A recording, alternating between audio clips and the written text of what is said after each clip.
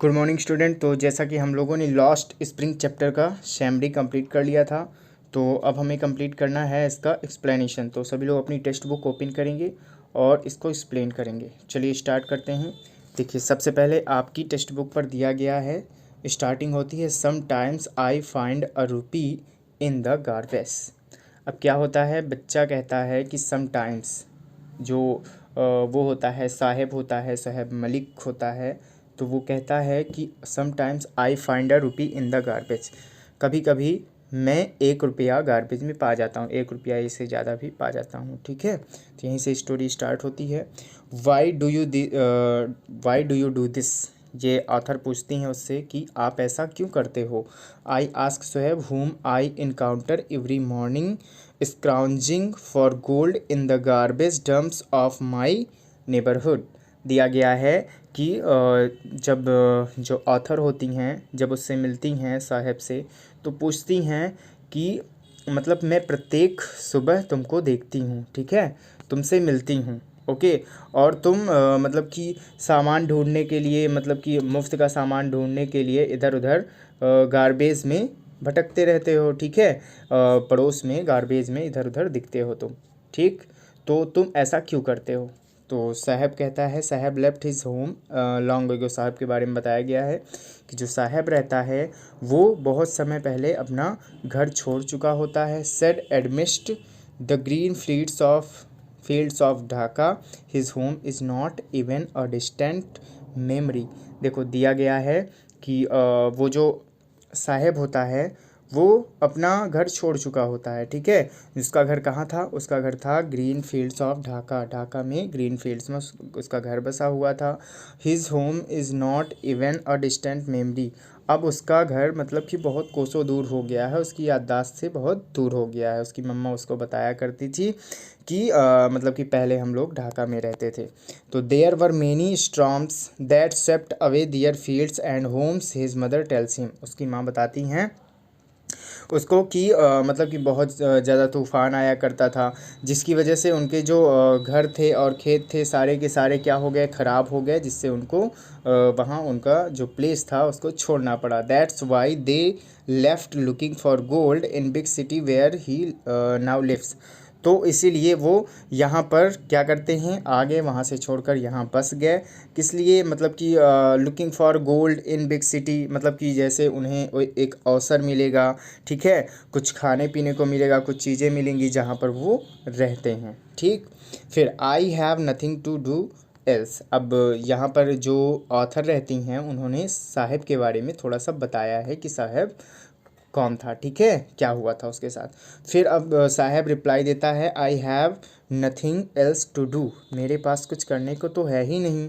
ही मटर्स, ठीक है, और धीरे से बोलता है। फिर looking away go to school. अब जो वो रहती हैं, जो हमारी ऑथर रहती हैं, उन्होंने तुरंत कह दिया कि गो टू स्कूल, स्कूल जाओ। Realising immediately how hollow the advice must sound.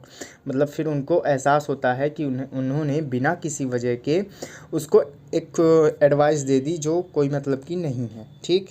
तो साहब कहता है, there is no school in my neighbourhood, मेरे नेबरहुड में कोई भी स्कूल नहीं है। When they built one I will go, जब कोई मतलब बना देगा, कोई एक बन जाएगा तो फिर मैं वहाँ जाऊँगा, ठीक। फिर जो ऑथर रहती हैं वो कहती हैं, if I start a school will you come. Author बोलती हैं, क्या मैं अगर स्कूल स्टार्ट करूँगी तो तुम आओगे। वो जस्ट जोक टाइप बोलती हैं, ठीक है। तो yes he says smiling broadly, वो जोर का मतलब हंसता हुआ फेस बनाता है और बोलता है, हाँ ज़रूर आऊँगा। A few days later I see him running up to me, is your school ready. फिर कुछ दिन हो जाते हैं तो एक बार फिर ऑथर मिलती हैं उससे, तो वो जब उसको देखता है तो दौड़ करके आता है उनके पास और पूछता है उनसे कि मतलब कि इज़ योर स्कूल रेडी, क्या आपका स्कूल रेडी हो गया। तो फिर it takes longer to build a school. तो फिर जो ऑथर रहती हैं वो कहती हैं कि मतलब कि स्कूल बनने में, मतलब इतना जल्दी तो स्कूल बन नहीं जाता है, उसको बहुत टाइम लगता है स्कूल बनने में, ठीक है।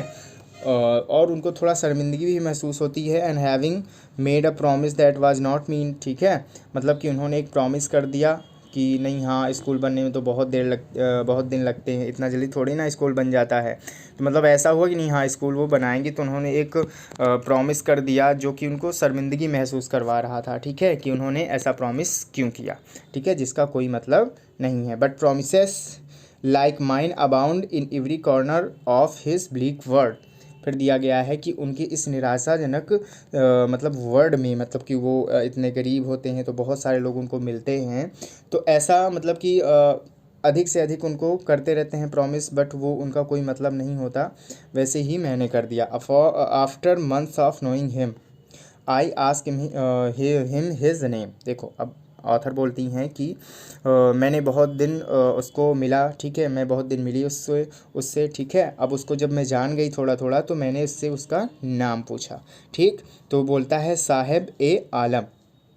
उसका नाम क्या था, सॉरी, साहेब ए आलम। ही अनाउंस, जोर से बोलता है कि मेरा नाम क्या है, Saheb e Alam. He does not know what it means, वह नहीं जानता है कि इसका क्या मतलब है, ठीक। फिर if he new it's means, यदि वह इसका मीन्स जानता था, लॉर्ड ऑफ यूनिवर्स, मतलब कि यह मतलब इसका मीन्स क्या होता है, लॉर्ड ऑफ यूनिवर्स, मतलब कि यूनिवर्स का लॉर्ड, ठीक है, क्या होगा, यूनिवर्स का लॉर्ड, उसका मीन्स होता है जो कि वो नहीं जानता रहता है, ठीक है। He would have a hard time believing it, मतलब कि वो हमेशा ये विश्वास करता रहता है कि नहीं जो मतलब कि वर्क करते हैं, ठीक, मतलब कि लॉर्ड ऑफ जो यूनिवर्स होता है वो बहुत ज़्यादा जो अपने बच्चे होते हैं उनका ख्याल रखता है, ठीक है, और उसको तो ऐसा काम करना नहीं पड़ता है, ठीक। लेकिन वो जो साहेब एम आलम था वो यही काम करता था, ठीक, लेकिन उसको पता नहीं था कि इसका मीन्स ये होता है। फिर वो आराम से मस्ती से घूमता रहता था और अपना काम करता था। Unaware of what his name represent, मतलब कि वो नहीं जानता था, अपने नेम का मीन्स से वो अनजान था, ठीक। वो क्या करता था, he roams the street with his friends, वो अपने फ्रेंड्स के साथ गलियों गलियों घूमता रहता था, ठीक है। इसके बाद an army of bare foot boys who appear like the morning birds and disappear at noon. देखो अब दिया गया है an army of bare foot मतलब बिना चप्पल्स के, ठीक है, बिना स्लीपर्स के वो जो बॉयज़ थे वो दिखते थे, सुबह आते थे और दोपहर तक वो डिसअपीयर हो जाते थे, मतलब कि गायब हो जाते थे, ठीक। ओवर द मंथ्स, बहुत टाइम बीत गया, ठीक। I have come to recognise each of them, मतलब कि बहुत समय हुआ तब फिर मैं उनको सबको मतलब कि अच्छे से जानने पहचानने लगी। फिर क्या होता है, why are not you wearing chappals I ask one. मैंने फिर उनसे एक दिन पूछा कि आप लोग चप्पल क्यों नहीं पहनते हो। तो my mother did not bring them down for self, he answer simply. तो फिर उसने आंसर दिया कि my mother did not bring, एक ने आंसर दिया कि मेरी मम्मा जो हैं वो मेरे लिए चप्पल लाई ही नहीं खुद से, इसलिए मैं नहीं पहनता, ठीक। उसने साधारण से आंसर दे दिया। फिर even if she did he will throw them off, मतलब उनमें से एक बच्चा बोलता है कि अगर इसकी माँ लाती भी तो ये फेंक देता उनको। Who is wearing shoes that do not match, जो मतलब कि एक शूज़ पहने था, ठीक है, जो शूज ऐसे थे जिसके मतलब कि एक दूसरे कलर का था, एक दूसरे कलर का था, मैचिंग नहीं हो रही थी। तो when I comment on it, देखो जब ऑथर्स बोलती हैं कि जब मैंने उस पर कमेंट किया तो ही सफल से his feet and says nothing, ठीक है, मैंने कमेंट किया कि तुम्हारे चप्पल ऐसे हैं, मतलब दूसरे कलर का, एक दूसरे कलर का, ठीक है, तो उसने अपने पैरों को पीछे हटा दिया और कुछ नहीं बोला, ठीक। आई वॉन्ट शूज से a third boy who has never owned a pair all his life, मतलब कि एक उनमें से बच्चा बोलता है कि मुझे शूज़ चाहिए, ठीक है, क्योंकि उसने अपनी सारी ज़िंदगी में कभी भी शूज़ नहीं पहना, ठीक। तो वो ऐसे विश करता है कि मुझे शूज़ चाहिए, ठीक। Travelling across the country I have seen children walking barefoot.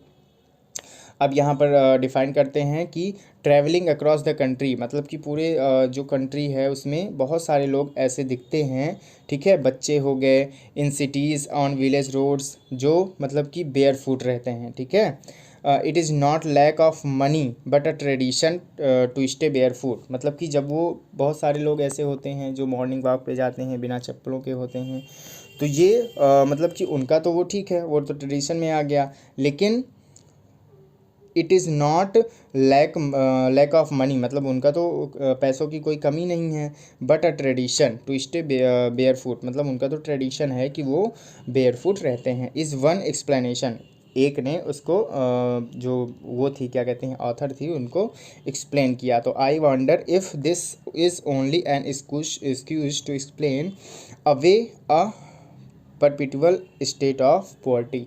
अब देखो दिया गया है कि उनमें से एक ने ऐसा एक्सप्लेन किया कि बहुत सारे बच्चे हैं, बहुत सारे लोग हैं जो मॉर्निंग पे या फिर कभी भी मतलब मॉर्निंग पे दिखते हैं जो बेयर फुट रहते हैं।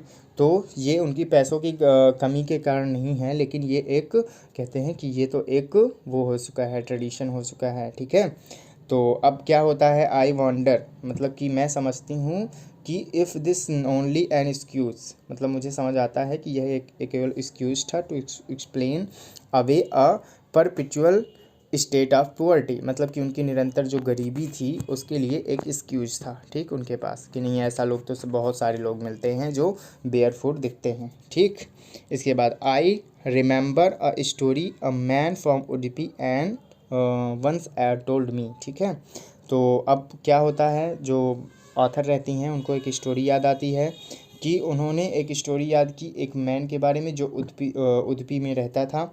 As a his father as a young boy he would go to school past and old temple. देखो दिया गया है कि एक ओल्ड टेम्पल होता है, ठीक है, उसके पास वो रहता है, एक प्रीस्ट रहता है, उसका बच्चा रहता है, तो वह स्कूल जाया करता है where his father was a priest, मतलब कि इस टेम्पल पर उसके पिताजी एक प्रीस्ट रहते हैं। He would stop briefly at the temple and pray of shoes. ठीक, वो क्या करता है, टेम्पल के पास रुकता है और बहुत अच्छे से प्रेयर करता है कि टेम्पल पर कि मुझे एक पेयर ऑफ शूज़ चाहिए। ठीक है, 1 पेयर ऑफ शूज़ चाहिए। 30 ईयर्स लेटर, अब ये क्या होता है, मतलब कि जो हमारी वो होती है ऑथर होती हैं उनको एक स्टोरी याद आती है कि उन्होंने एक बार उडुपी में एक प्रीस्ट रहता है, उसका बच्चा रहता है जो हर दिन स्कूल जाया करता है, तो टेम्पल के सामने खड़ा होकर के रोज़ प्रेयर करता है कि मुझे 1 पेयर ऑफ शूज़ चाहिए। ठीक, इसके बाद फिर 30 years later I visited his town and the temple.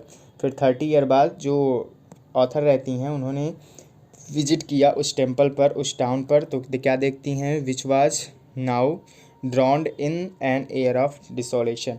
ठीक, देखती हैं कि नाउ विच वाज ड्रॉन्ड, ठीक है, मतलब कि अब वो उस मुसीबत को भुला चुका था। ठीक है, मतलब कि उस टाउन में अब वो सारी चीज़ें चेंज हो गई हैं जो पहले थी। In the back yard where lived the new priest, उन्होंने देखा कि बैक यार्ड पर एक क्या होता है, नया प्रीस्ट दिखता है उनको। There were red and white plastic chairs, वहाँ पर उनको प्लास्टिक की रेड और वाइट चेयर भी दिखती हैं। अ young boy dressed in a grey uniform, एक बच्चा दिखता है आता हुआ जिसकी यूनिफॉर्म ग्रे होती है। वियरिंग सॉक्स एंड शूज, जो कि सॉक्स भी पहने होता है और शूज भी पहने होता है। Arrived painting and through his school bag on a folding bed, क्या करता है, हाँफता हुआ आता है दौड़ करके और अपना जो स्कूल बैग होता है वो फोल्डिंग पर फेंक देता है। Looking at the boy I remembered the prayer another boy had made to the goddess when he had finally got a pair of shoes, मतलब कि अब वो सोचती हैं कि जब मैं पहले आई थी तो वो बच्चा यहीं पर क्या करता था, प्रेयर करता था कि मुझको शूज़ मिल जाए, 1 पेयर ऑफ शूज़ मिल जाए, लेकिन अब देखो तो अब यहाँ के जो प्रीस्ट हैं उनकी स्थिति काफ़ी सही हो गई है। अब उनके मतलब कि अच्छी चीज़ें हैं उनके पास, पहनने के लिए कपड़े हैं अच्छे और शूज़ भी उनको मिल गए हैं। कुल मिलाकर के यहाँ दिया गया है कि उसको अ पेयर ऑफ शूज़ अब फाइनली मिल गए हैं। Let me never lose them the goddess had granted his pair. ठीक, अब क्या हुआ कि मतलब कि कहती हैं कि जो गॉडेस थी, मतलब देवी थे, देवता थे जिनके सामने वो प्रेयर करता था, तो फाइनली उन्होंने उसको दे दिया। ठीक है, स्वीकृत कर दिया, उसके लिए जो उसकी प्रेयर थी उसको स्वीकृत कर दिया और उसको शूज़ दे दिए। Young boys like the son of priest now वोर शूज़, मतलब कि अब जो यंग बॉय होते हैं प्रीस्ट के, वो उनके पैरों पर शूज़ होते थे। But many others like the rag pickers in my neighbourhood remain shoeless, लेकिन फिर भी मेरे नेबरहुड में जो रैग पिकर्स हैं वो अभी भी शूज़लेस हैं। क्यों? क्योंकि प्रीस्ट जो रहता है उसकी कंडीशन सही हो जाती है, ठीक है। जो रैग पिकर्स होते हैं उनकी कंडीशन बहुत ख़राब होती है, जो कि मतलब जैसे उनके पूर्वज हैं, ठीक है, पहले के बच्चे थे, वैसे ही अब भी वो वही काम करते हैं और उसी तरह बेयर फूट दिखते हैं। फिर माई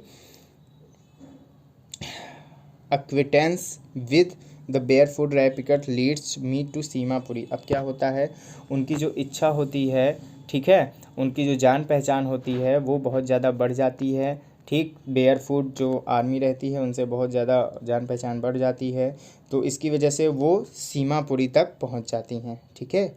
फिर a place on the periphery of Delhi yet meals away from it, जो कि मतलब कहाँ होता है, दिल्ली की बाह्य सीमा में स्थित होता है, ठीक, कुछ मीलों दूर।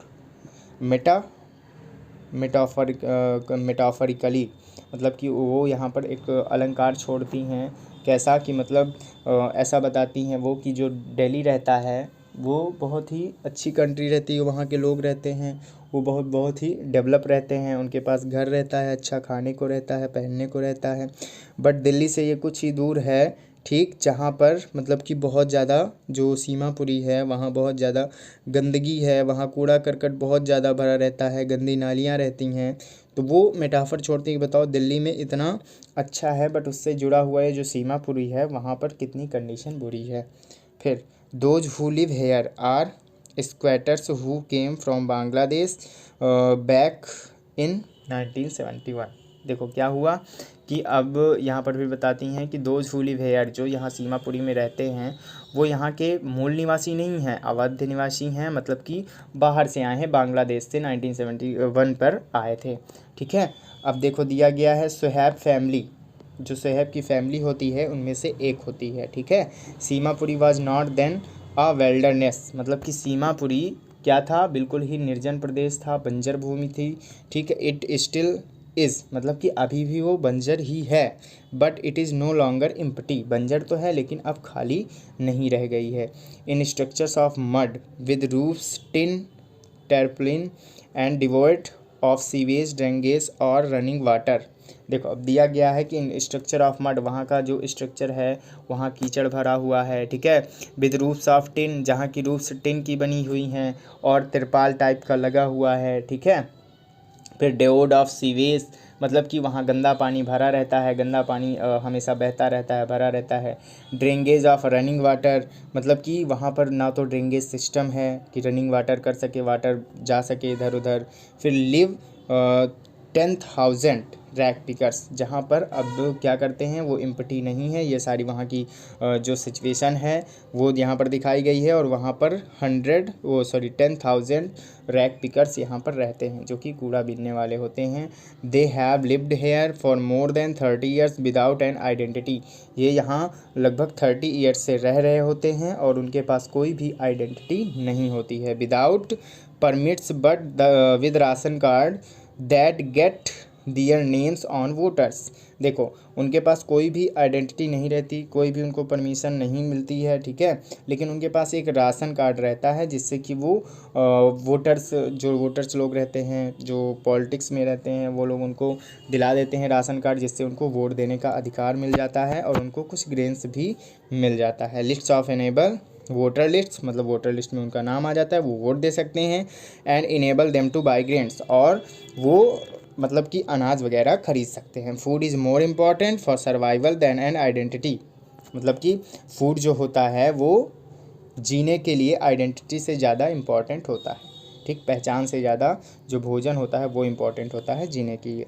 If at the end of the day we can feed our family and go bed without an aching stomach, उनमें से एक लेडीज़ रहती है, उससे जब वो जो हमारी ऑथर रहती हैं वो बात करती हैं तो वो फटी पुरानी साड़ी पहने हुए रहती है और वो बोलती है कि if at the end of the day we can feed our families, मतलब कि हमें इस चीज़ का मतलब कि सुकून है, भले ही हमारे पास कुछ नहीं है, ठीक है, हमारे पास मतलब कि आइडेंटिटी नहीं है, लेकिन मतलब कि दिया गया है eight the end of the day, मतलब जब शाम होती है, रात होती है, तो हमारी फैमिली भूखी नहीं सोती है विदाउट एन एंचिंग स्टमक, मतलब उनके पेट में कोई भी पीड़ा नहीं होती है, वो भूख से कराह नहीं रहे होते हैं, बल्कि उनके पेट में तो वक्त की रोटी रहती है, मतलब इसलिए वो खुश है। We would rather live here than the fields that give us no grain, मतलब कि we would rather live here, हम हाँ रहते हैं यहाँ पर ऐसी फील्ड्स पर जहाँ पर ग्रेन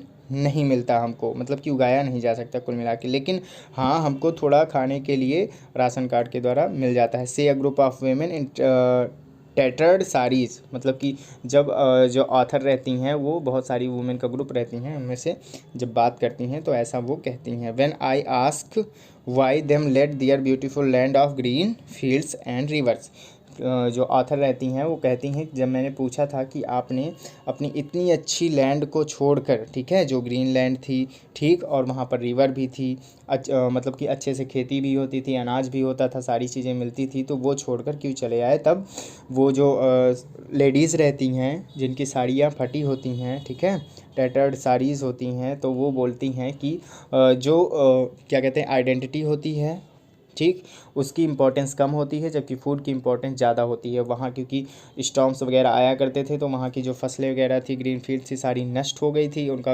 होम भी नष्ट हो गया था, इसीलिए वो यहाँ कर रहने लगी होती हैं। ठीक, अब दिया गया है wherever they find food they pitch their tents that become transit homes, ठीक है। Wherever they find food, मतलब जहाँ कहीं भी उनको भोजन मिलता है तो दे पिच दियर टेंट्स, वो अपना जो टेंट रहता है उसको उखाड़ कर, मतलब कि वहाँ से हटाकर दूसरी जगह अपना रख लेती हैं, ठीक है, और वही उनका घर हो जाता है, ठीक है। तो वहाँ से वो अपना बांग्लादेश से जब ऐसी स्थिति आई थी तो उठा करके टेंट वगैरह सीमापुरी में आकर के बस गई थी। Children grow up in them becoming partners in survival, children यहाँ सारे लोग पार्टनर्स के रूप में सर्वाइवल करते थे, सब लोग इसी मतलब ज़मीन में जो सीमापुरी की लैंड थी वहाँ पर सब लोग मिट्टी में खेलते रहते थे, कूड़े में मतलब जन्म लेते थे, ठीक है, यहीं वो बड़े होते थे। And survival in Seemapuri means rag picking, और कहती हैं कि मतलब सर्वाइवल इन सीमापुरी, सीमापुरी में रहने वालों का मतलब ही यही है कि रैग पिकिंग, उनको रैग पिकर्स बनना है। Through the years it has acquired the proportions of a fine art, मतलब कि बहुत सालों से यह यहाँ की एक कला हो गई है जो हमें प्राप्त हुई है, ठीक है, मतलब यही है यहाँ पर कूड़ा बिनना, कूड़ा से कोई चीज़ मिल जाती है तो उसी में अपना जीवन यापन करना। छोटे बच्चे रहते हैं उनको उत्सुकता रहती है कि नहीं हाँ हमें कूड़ा में कुछ मिल गया। जो बड़े लोग रहते हैं उनके लिए ये क्या होता है, उनकी जीवनी चलती है इससे। Garbage to them is gold, मतलब कि ये गार्बेज है उनके लिए गोल्ड जैसा ही है, ठीक है। It is their daily bread a roof over their heads even if it is leaking roof, but for a child it is even more। देखो दिया गया है it is their daily bread, मतलब ये उनकी रोज़ाना की रोटी है, क्या, रैग पिकिंग, ठीक है। A roof over their heads, मतलब कि उनके सर में एक छत का सहारा है, ठीक।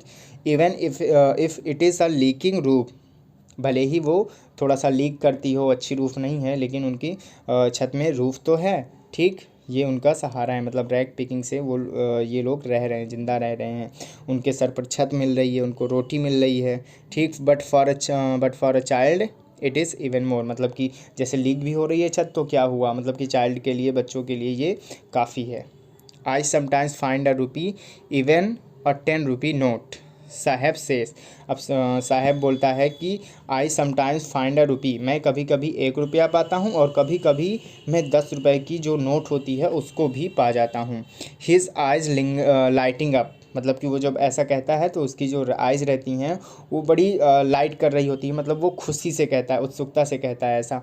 When you can find silver coin in a heap of garbage, और वो कह रहा होता है पता नहीं कब हमें उस गार्बेज के ढेर पर, कूड़े के ढेर पर एक सिल्वर का कॉइन मिल जाए। यू डोंट स्टॉप स्क्राउंजिंग, मतलब कि for there is hope of finding more, मतलब कि अब उन्हें कभी भी ये जो मुफ्त का सामान है उसमें ये स्क्राउंजिंग जो करते हैं, ढूंढते रहते हैं, उनको कभी भी स्टॉप नहीं करना चाहिए। For there is a hope of finding more, मतलब उनकी ये एक आशा होती है कि उससे वो अधिक से अधिक चीज़ें पा सकते हैं, पता नहीं क्या कुछ उनको मिल जाए गार्बेज पे। It seems that for children garbage has a meaning different from what it means to their parents. मतलब कि अब बताते हैं कि जो चिल्ड्रन रहते हैं उनके लिए गार्बेज में सारी चीज़ों को ढूंढना की अलग मीनिंग होती है, और जो थोड़ा सा एल्डर होते हैं, ठीक है, उनके पेरेंट्स होते हैं, तो उनकी जो मतलब गार्बेज रैग पिकिंग करना उनका अलग होता है, उनका मीन्स अलग होता है। क्या होता है? For the children it is wrapped in wonder, मतलब वो आश्चर्य से ढूंढते रहते हैं कि उन्हें कोई चीज़ मिल गई, एक सिक्का मिल गया या 10 की नोट मिल गई, तो वो उनके एंजॉय के लिए हो गया, उनको उत्सुकता होती है। फॉर एल्डर्स, और जो उनके बड़े होते हैं, it is means of survival, उनके जीने का एक ये सहारा होता है। ठीक, चलिए अब देखते हैं वन विंटर मॉर्निंग। एक विंटर की सुबह होती है। I see Saheb standing by fenced gate of the neighbourhood club. देखो, एक मतलब कि विंटर की मॉर्निंग होती है, तो ऑथर बोलती हैं कि मैंने साहब को देखा कि एक दीवारी थी, ठीक है, और गेट लगा था, तो उस गेट के पास में नेबरहुड क्लब में वो क्या कर रहा था? खड़ा हुआ था। ठीक, फिर watching two young men dressed in white playing tennis, वो दो यंग मैन थे जो ड्रेस्ड इन वाइट, मतलब वाइट कलर की ड्रेस पहने हुए थे और टेनिस खेल रहे थे, वो उनको वॉच कर रहा था। I like the game he hums, मतलब वो धीरे से बोल रहा था, नहीं हाँ मुझे गेम पसंद है। Content to watch it standing behind the fence, वो जो फेंस होता है, घिराव होता है, मतलब चहार दीवारी के पास से ही वो देख रहा होता है, बाहर से उसके।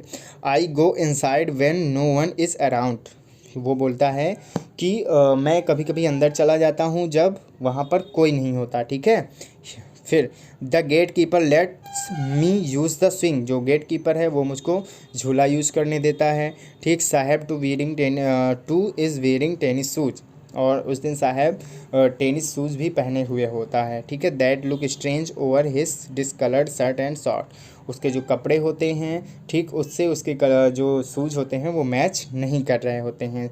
Someone gave them to me he says in the manner of an explanation, वो बताता है जब वो पूछती हैं, ऑथर पूछती हैं उसके बारे में, शूज़ के बारे में, तो वो बताता है कि किसी ने मुझे ये दिया है। ठीक है, फिर the fact that they are discarded shoes of some rich boy who perhaps refused to wear them because of a hole in one of them does not bother him। देखो, अब दिया गया है कि उसका फैक्ट क्या होता है कि कोई मतलब रिच बॉय रहा होगा, वो खेल रहा होगा टेनिस, उसके शूज़ मतलब कि एक तरफ होल हो गया था। ठीक, तो उसने शूज़ पहनने से मना कर दिया होगा, तो उसको वो शूज़ मिल गए होंगे। ठीक, ऐसा वो डिफ़ाइन करती है जो ऑथर होती है। फिर इसके बाद for one who has walk, ठीक, barefoot even shoes with a hole is dream come true, मतलब कि ऐसा व्यक्ति जो बेयर फूट रहता है उसके लिए ऐसे शूज़ मिल जाना ही उसके सपनों के जैसा ही है। ठीक, but the game he is watching so intently is out of his reach, मतलब कि जो गेम वो बहुत ध्यानपूर्वक देख रहा होता है वो उसके आउट ऑफ रीच होता है, मतलब वो उस तक पहुंच नहीं सकता। ठीक है, वो गेम नहीं खेल सकता है, भले ही वो उसकी इच्छा होती है, अच्छे से देख रहा होता है ध्यान से, लेकिन वो गेम खेल नहीं सकता, उसके आउट ऑफ रीच होता है, वो उस तक पहुँच नहीं सकता। फिर देखो दिया गया है this morning Saheb is on his way to the milk booth. अब एक अगली सुबह होती है, ठीक, जब उसके बाद वो ख़त्म हो जाता है, मतलब कि वो देखती हैं ऑथर, फिर अगली सुबह एक बार फिर मिलता है साहब, तो उसके हाथ पर क्या होता है? एक his way to the milk booth, मतलब कि वो उस मिल्क बूथ की तरफ जा रहा होता है उस morning. In his hand a steel canister, तो उसके हाथ में एक स्टील का कैनिस्टर होता है। I now work in tea stall down the road he says pointing in the distance.